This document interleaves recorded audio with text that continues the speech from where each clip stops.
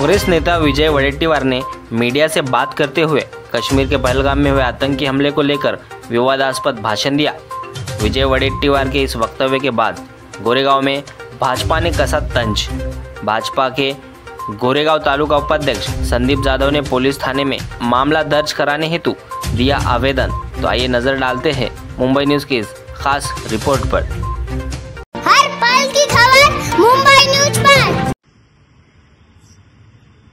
काश्मीर येथील पहलगाम येथे ज्या 27 पर्यटकांचा मृत्यू झाला आणि त्या दुर्दैवी मृत्यूमध्ये जी शोककळा त्या कुटुंबावरती पसरलेली आहे, त्या शोककळेत संपूर्ण देश आज सहभागी होत आहे।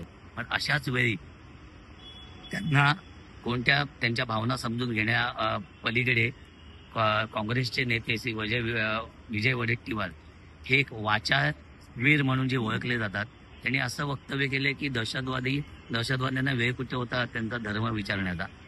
अशा नालायक माणसाविरुद्ध आम्ही लोक इथे तक्रार देण्यात आलं की आम्ही निवेदन दिलेलं आहे की अशा नालायक व्यक्तीने विरुद्ध तक्रार घ्यावी।